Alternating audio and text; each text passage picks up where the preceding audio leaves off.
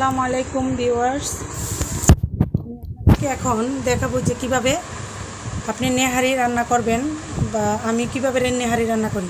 তো আমি প্রথমে নেহারির হাড্ডিগুলো ভালো করে ধুয়ে পরিষ্কার করে নিয়েছি গরম পানি দিয়ে। তো এখন আমি এখানে অল্প একটু আদা, অল্প একটু রসুন, একটু লবণ দিয়ে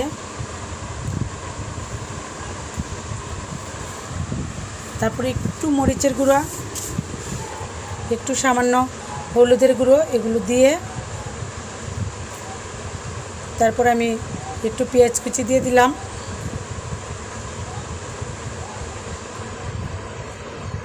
তারপরে আমি পানি দিয়ে নিব।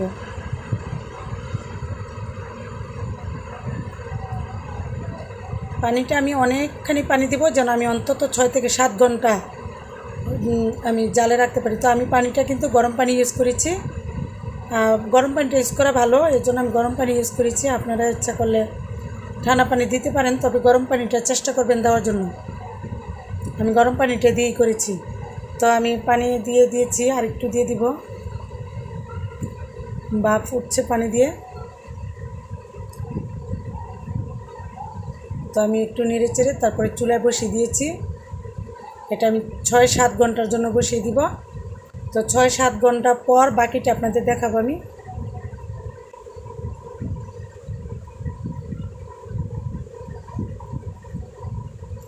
তো এখন আমি ঢাকনা দিয়ে ঢেকে তারপর রান্নাটা করব। ঢাকনা দিয়ে ঢেকে বলক আসলে আমি একদম কমিয়ে রাখবো। তো আমি একটু তেজপাতা আর দারচিনি, এলাচ এগুলো অল্প দিয়ে নিলাম একটু বলকটা আসার আগে।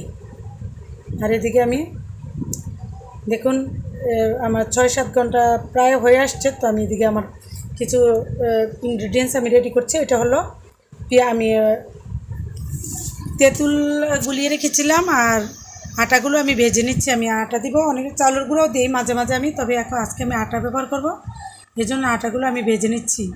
একদম আস্তে আস্তে অল্প জালে ভেজে নিচ্ছি। আর এই যে তেঁতুলগুলো আমি গুলিয়ে রেখেছিলাম, তো তেঁতুলটা গুলিয়ে আমি এখন আটাগুলো ঠান্ডা হলে তেঁতুলের সাথে আমি মাখিয়ে নিব। ওটা মাখিয়ে তারপর আমি ঢেলে দিব।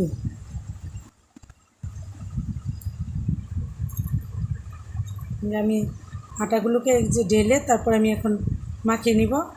দেখেন আমি কিন্তু অতটা আটা ব্যবহার করিনি। মানে দেখুন আমি কিন্তু গরুর 4টা পায়ে নিয়েছিলাম।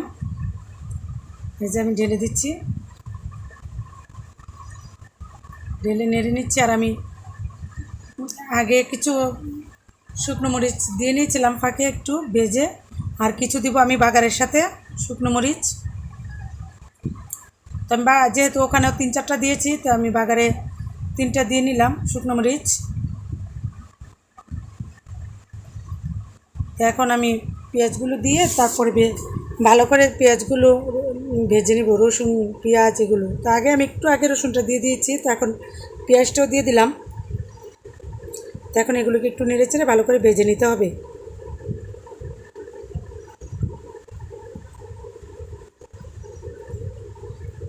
আপনার এই যে ফোড়নের যে গ্রানটা, এই গ্রানটা আপনার নেহারিকে অনেক স্বাদ বাড়িয়ে দিবে। তো আপনি এটা চেষ্টা করবেন যে বাগারটা দেওয়ার জন্য। আমরা কিন্তু এটা ছাড়াও খেতে পারি। এখন কিন্তু আমার নেহারিটা প্রায় হয়ে এসেছে, তারপরেও আমি একটু বাগারটা রেডি করে নিচ্ছি। এটা অনেক দেশে, আমাদের দেশে বাগার বলে, অনেক দেশে এটাকে ফোড়ন বলে, যে যেটাই বলেন, জিনিস তো একটাই। তো আমি একটু কাঁচামরিচের ফালিও দিয়ে নিচ্ছি জাস্ট গ্রানের জন্য। আর আমি এখানে একটু গরম মশলার গুঁড়ো ইউজ করেছি, আর আমি আর একটু ইউজ করলাম জিরার গুঁড়ো। এই দুটো আমি এখন এই তেলের মধ্যে ছেড়ে দিয়েছি। জাস্ট এটা আমি এখন ঢেলে নিব। এই যে ঢেলে নিলাম।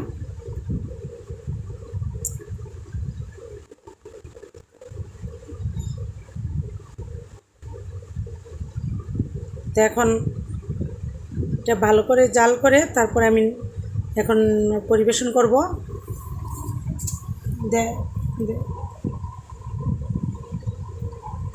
তো ভালো করে আমি একটু ঢেকে দেবো, যেন ভালো করে একটা বলক আসে।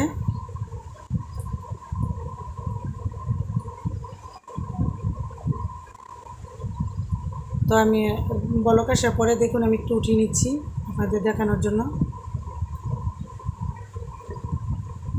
দেখুন ভিউয়ার্স কতটা সুন্দর হয়েছে। আর আমার চ্যানেলটি যদি ভালো লাগে viewers, please like, comment, share এবং সাবস্ক্রাইব করতে ভুলবেন না। আর আপনাদের পাশে থাকাটাই আমার জন্য জরুরি। প্লিজ প্লিজ পাশে থাকবেন আমার। আপনাদের পাশে থাকাটা আমার চ্যানেল, আপনার পাশে থাকলে আমার চ্যানেল ইনশাল্লাহ এগিয়ে যাবে। তো আমি একটু বেরিয়ে দেখালাম আপনাদের, দেখেন। আর ভালো থাকবেন ভিউয়ার্স, সুস্থ থাকবেন, আমার জন্য দোয়া করবেন। আল্লাহ হাফেজ, আসসালামু আলাইকুম।